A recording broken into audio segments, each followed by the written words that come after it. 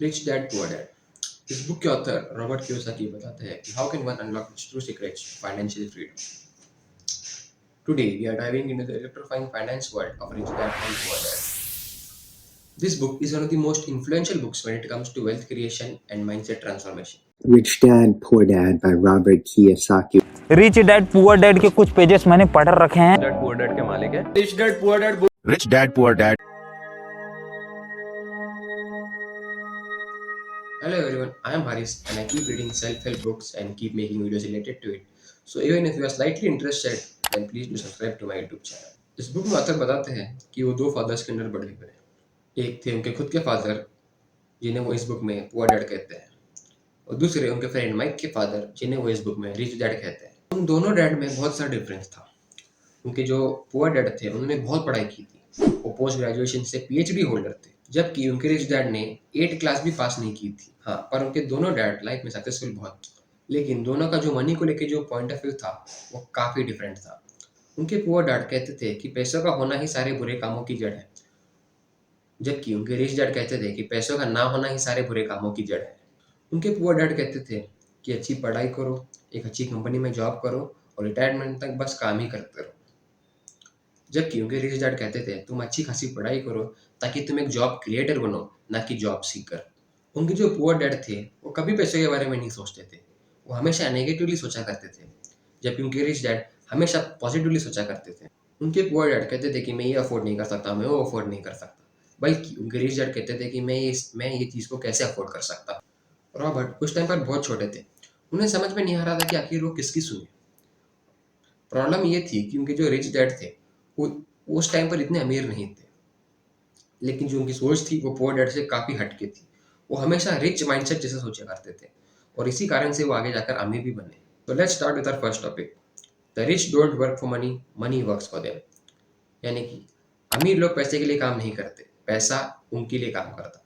सुनने में काफ़ी अच्छा लगता है ना। और रॉबर्ट को भी जल्दी अमीर बनना था।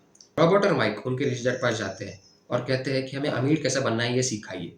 उनके रिच डैड ने रॉबर्ट और माइक से कहा कि अगर उन्हें सीखना है कि अमीर कैसा बनना है तो उन्हें उनके स्टोर्स पर हर सैटरडे काम करना होगा, और वो हर घंटे का 10 सेंट्स उन्हें देंगे। उसके बाद रॉबर्ट और माइक हर हफ्ते हर सैटरडे को उनके रिच डैड के स्टोर पर काम करते थे और उन्हें हर घंटे का 10 सेंट्स मिलने लगे। 4 हफ्ते बाद रॉबर्ट बहुत फ्रस्ट्रेट हो गए इस जॉब से। उन्होंने माइक से कहा कि वो ये जॉब छोड़ रहे हैं। ये सुनकर माइक को बड़ी हंसी आई। माइक को हंसता देखकर रॉबर्ट को बहुत गुस्सा आया। उसने कहा कि तुम हंस क्यों रहे हो?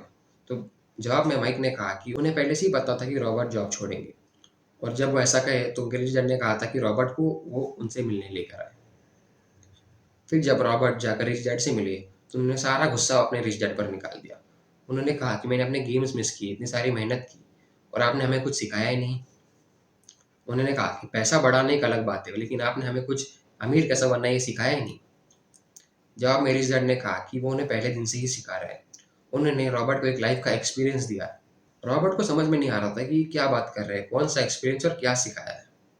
बेसिकली यहाँ पर रिच डैड रॉबर्ट को ये बताने की कोशिश कर रहे हैं कि गरीब लोग एक्चुअल में करते क्या है, वो क्या गलतियाँ करते हैं। रिच और पुअर में सबसे मेन डिफरेंस यही होता है कि गरीब लोग पैसे के लिए काम करते हैं और अमीर लोग पैसे के लिए काम नहीं करते, बल्कि पैसा उनके लिए काम करता है। गरीब लोग पूरी जिंदगी किसी दूसरे के लिए काम करते हैं और सैलरी में हाइक मांगते हैं। उनको ऐसा लगता है कि ज़्यादा सैलरी आने से उनके सारे प्रॉब्लम सॉल्व हो जाएंगे और वो एक अच्छी वेल सेटल लाइफ जी सकेंगे, जो कि होता नहीं है। हम उससे चीज़ें खरीदना शुरू कर देते हैं। हम गाड़ियाँ खरीदते हैं, लग्जरियस आइटम्स खरीदते हैं, फ़ोन खरीदते हैं, वेकेशंस खरीदते हैं। इन शॉर्ट, हमारी सैलरी बढ़ने से हमारे ज़्यादा खर्च भी बढ़ जाते हैं। ज़्यादातर लोग यही करते हैं और रैट रेस में फंस जाते हैं। अब आप कहेंगे कि ये क्या कह रहा है? साधारण सी बात है कि हमारी अगर सैलरी बढ़ जाएगी तो हमारे सारे प्रॉब्लम सॉल्व हो जाएंगे, हम एक अच्छी खासी ज़िंदगी जी सकेंगे।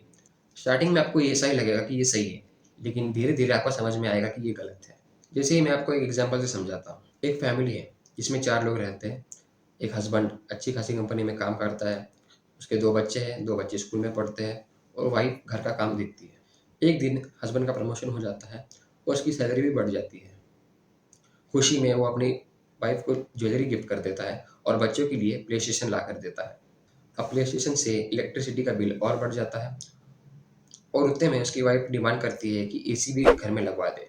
अब एसी लगाने से इलेक्ट्रिसिटी का बिल और बढ़ जाएगा। और इसके पीछे हस्बैंड अपनी सारी सेविंग्स खर्चा कर लेता है और फिर वहीं पर आ गया जहाँ पर पहले था, और अब वो मुश्किल से अपने खर्चे पूरे कर पाता है। हम में से ज़्यादातर लोग यही करते हैं। सैलरी के साथ हमारे एक्सपेंसेस भी बढ़ जाते हैं और हम उस सैलरी के एडिक्ट हो जाते हैं। अब ऐसा नहीं है कि सैलरी बढ़ने से आपका फ़ायदा नहीं होगा, फ़ायदा होगा, लेकिन फ़ायदा तब होगा जब आप उस एडिशनल इनकम को सेव करेंगे और उसे कहीं अच्छी जगह यूज़ करें।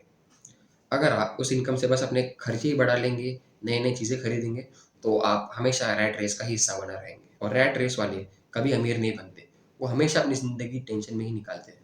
अब आप ये सोच रहे होंगे, क्या अमीर लोग खर्चे नहीं करते? वो गाड़ियाँ, बंगले, लग्ज़रियस आइटम्स, वेकेशंस नहीं खरीदते?